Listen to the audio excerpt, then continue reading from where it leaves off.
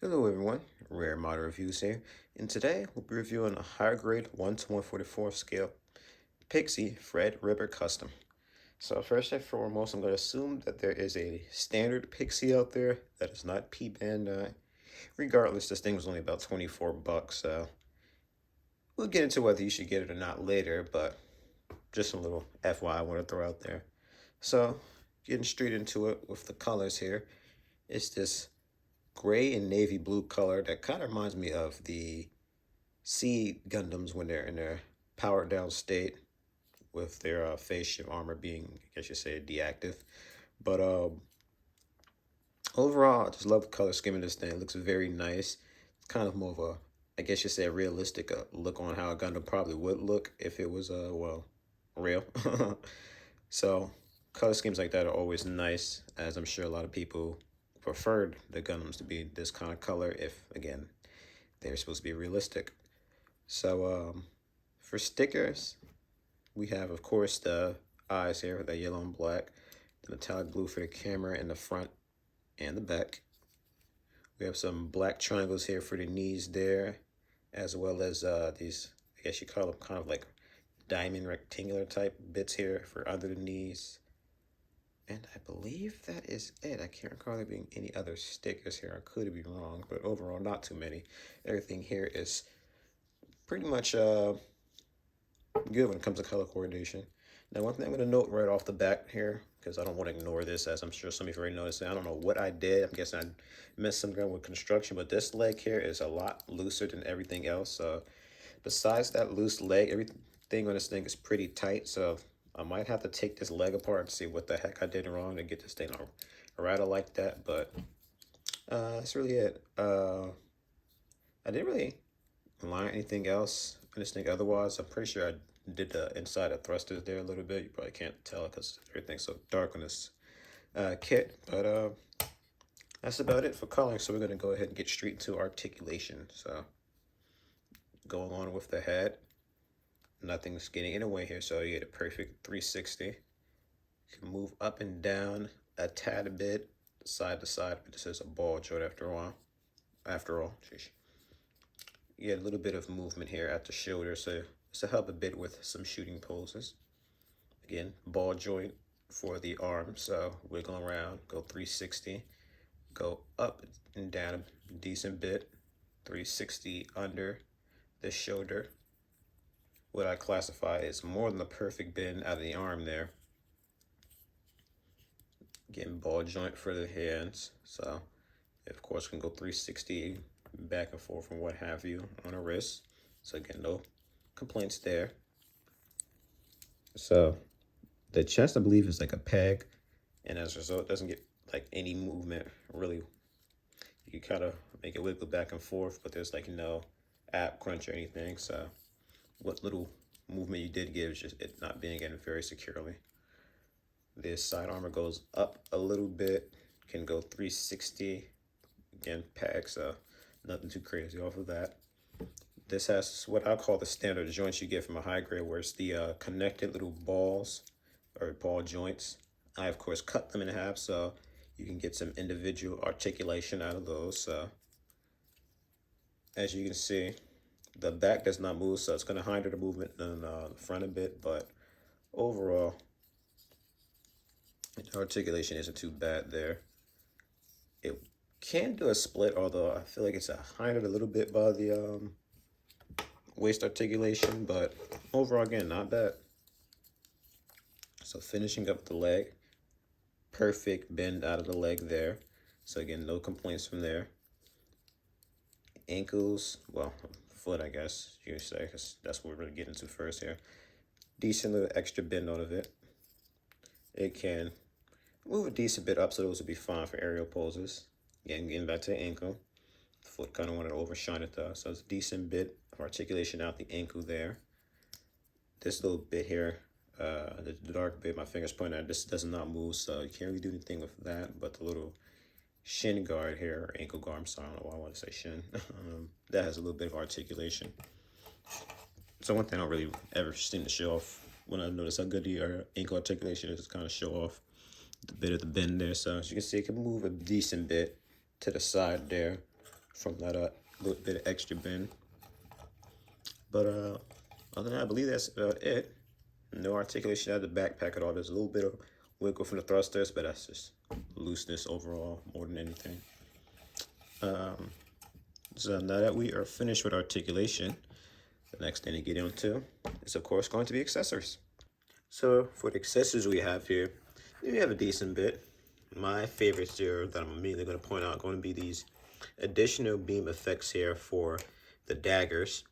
So that's going to be this kind of swaying motion that kind of shows it like as if it's being swung. And I love that they did this. This is taking a page straight out of the Tamashii Nation Figures books, where again, they just have these extra little movement accessories and whatnot, and I just love them so much for doing this. So Bandai, if you're watching this, you're probably not, but I'm going to say it anyway. Please, more like this. This is what we need to really step up the accessory game for figures all across the line. It is even more shocking to see this thing on a high grade before a master grade. Like, they even make those anymore. So, of course, we have a standard effect for the daggers, and of course, due to this being unique accessory for this thing, you don't see this on any other kit or suit rather. This thing is uniquely molded for the Pixy, if I'm not mistaken. We of course next up have the Uzis here. I believe these are just standard submachine guns. They aren't like beam submachine guns or anything. So this comes with a sticker there for the camera. And one thing I want to point out is this thing can be collapsed, or rather taken apart. So of course, as you see there, that's the base of the gun, and this is the trigger.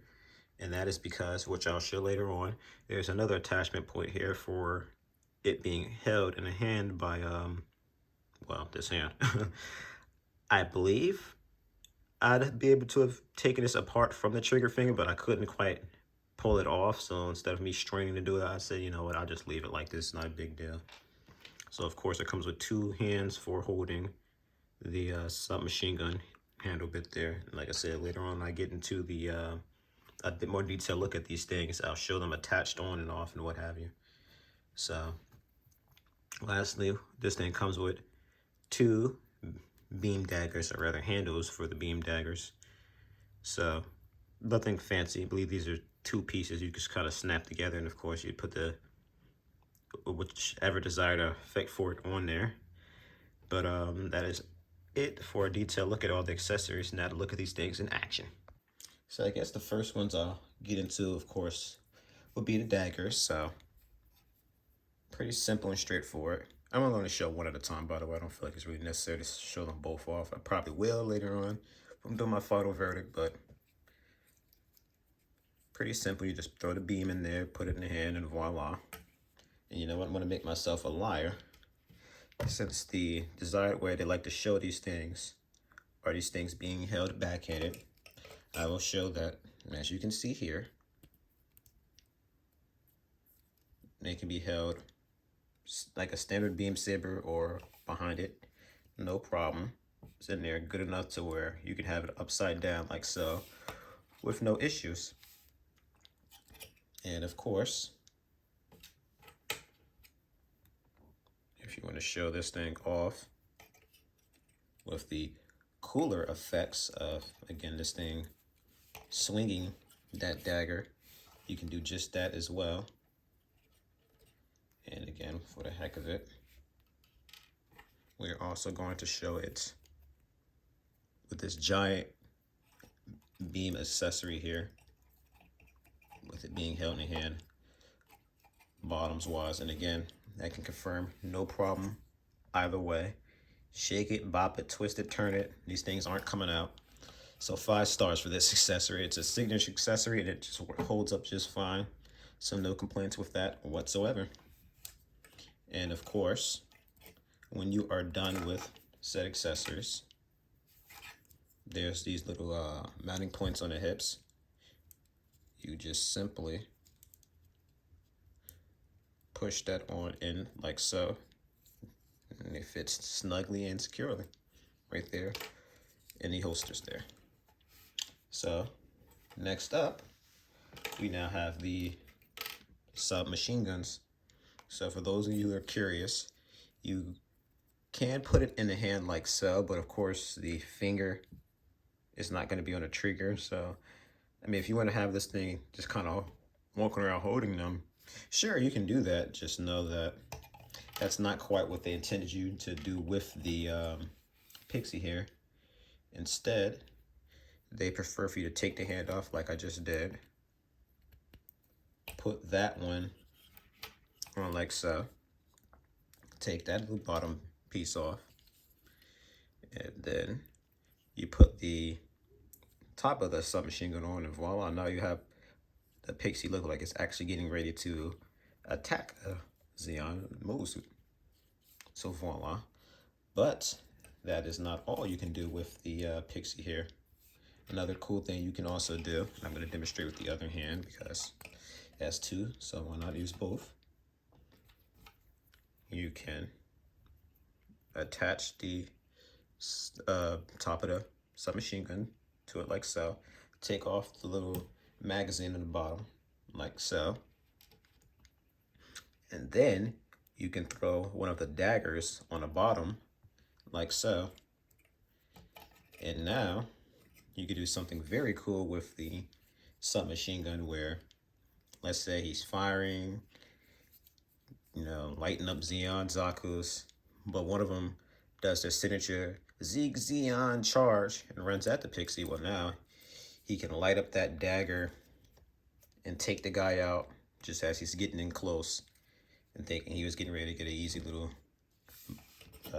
kamikaze type, I don't know, blitz on him. So overall, pretty cool.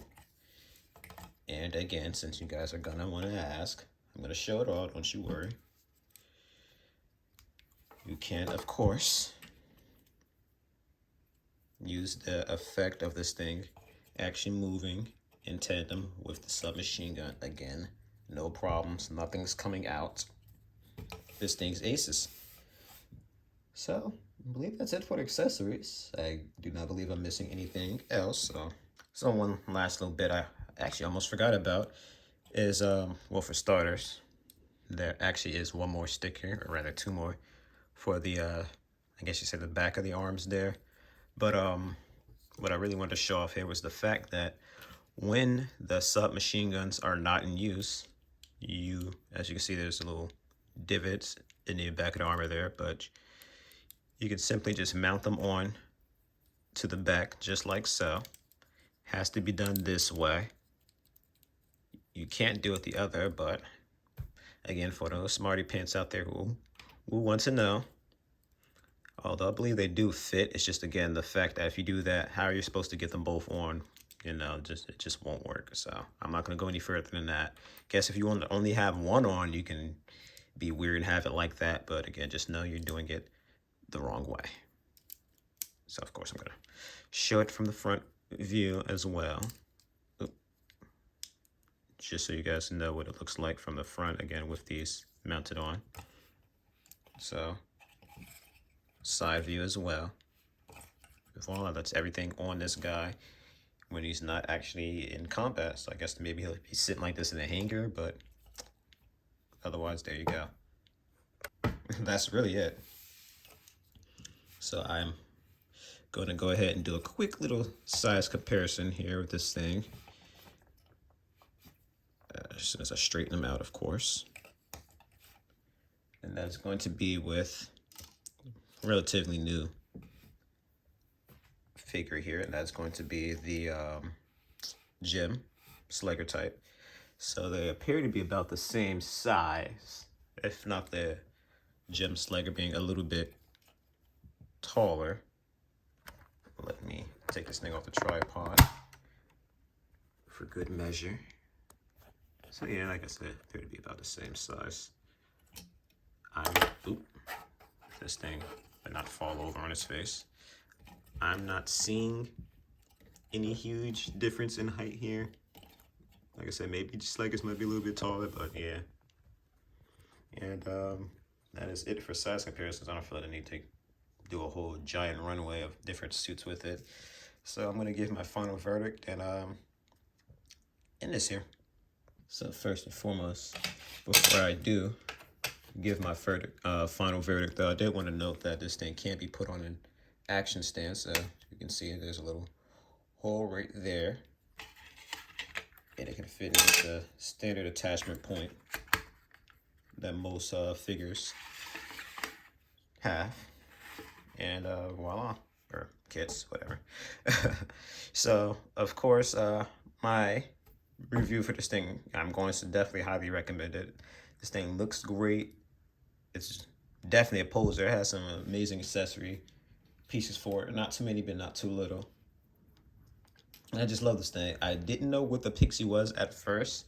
I know it is from, I'm pretty sure, a video game. Mabusu Gundam side story missing link, I believe it is, sideline missing link, something like that. I'm sure someone that's a bit more informed will post what they know about in the comments. But again, it looked cool, so I got it. It's one of the very rare things that I end up doing an impulse buy like that for, and I definitely did not regret it. I mean, something that looks similar to the Gundam ground type with submachine guns and daggers, I mean, sign me up. It was hard for me to pass up on this thing. I just love the more realistic look of it as well. So again, it was just very hard for me to pass up on this thing, and I'm definitely glad I picked it up. Like I said, I was a bit disappointed with the Slugger gem I just pulled out, as it's basically just a miniaturized version of the Gundam Origins with a different color scheme. I got it mostly because it looked cool, but this thing at least has some extra gimmicks to it that makes it stand out a bit more than that gem did, in my opinion. So I'll give it the standard spiel I give for most of the stuff I recommend, whether you recognize it or not, or you just think it looks cool like I did. You can't go wrong with getting this thing. And with it being in the bite-sized package of a high grade, you can build this thing lickety split and get it right on your shelf with the rest of your collection. So without further ado, guys, I thank you so much for watching. If you liked it, give it a thumbs up. I'd appreciate it if you subscribe, because I have plenty of videos like this in the future, and on my channel, as is, over 100 I count.